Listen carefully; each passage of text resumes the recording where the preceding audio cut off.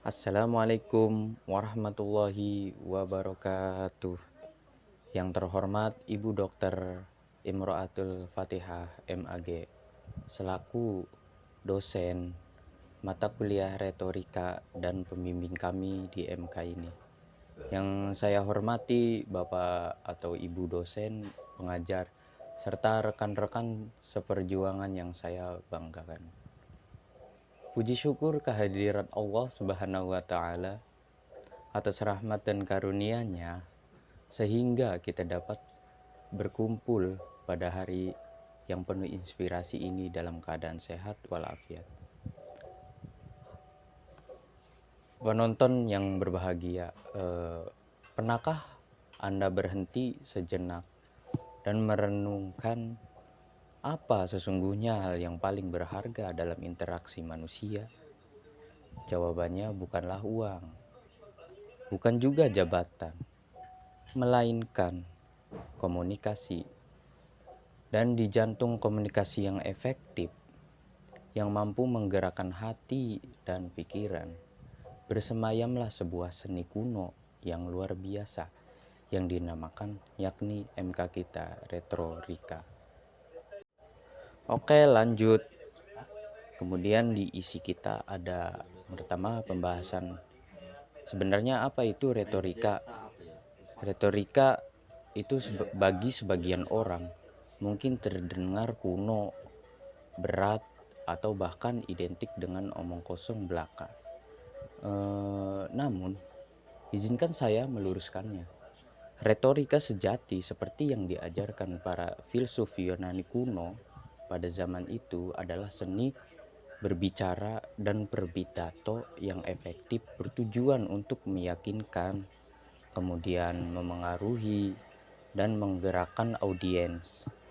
Ini bukan hanya tentang apa yang kita katakan, tetapi juga tentang bagaimana, kapan, dan mengapa kita menciptakannya. Retorika adalah sebenarnya jembatan yang menghubungkan ide di kepala kita dengan pemahaman di benak pendengaran kita. Kemudian selanjutnya ada 3 pilar utama retorika yang disebut dengan istilahnya trikotomi Aristoteles. Apa itu? Retorika memiliki 3 pilar kokoh yang harus kita kuasai, yang dikenal sebagai trikotomi Aristoteles. Apa yang ketiga itu? Nah, yang pertama itu adalah ethos, yang disebut dengan karakter atau kredibilitas. Ini adalah fondasi. Audiens harus yakin bahwa Anda adalah orang yang jujur, kemudian berintegrasi, dan memiliki kompetensi di bidang yang Anda sampaikan. Tanpa etos sekalipun, kata-kata Anda hanya akan menjadi angin lalu. Ya, yang disebut dengan istilah masuk kuping kanan, kemudian keluar kuping kiri. Itu yang dimaksud. Kemudian yang kedua, patos. Patos adalah emosi. Nah, inilah bumbu penyedap yang menghidupkan. Pidato yang baik harus mampu menyentuh perasaan. Ia harus membuat pendengar marah pada ketidakadilan, terharu pada perjuangan, atau optimis akan masa depan. Emosi adalah pengait yang membuat pesan melekat. Itu pesan yang ingin disampaikan. Kemudian yang ketiga ada logos, yakni artinya logika atau bukti. Ini adalah kerangka berpikir yang kuat. Argumen Anda harus masuk akal, didukung data, fakta, dan alasan yang valid. Logos ini memastikan bahwa pesan Anda tidak hanya enak didengar, tetapi juga kokoh dan dapat dipertanggungjawabkan. Mengapa penting? Karena fakta itu penting.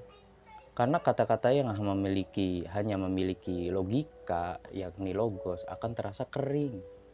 Tidak ada referensi. Kata-kata yang hanya beremosi, dalam arti patos, akan terasa manipulatif.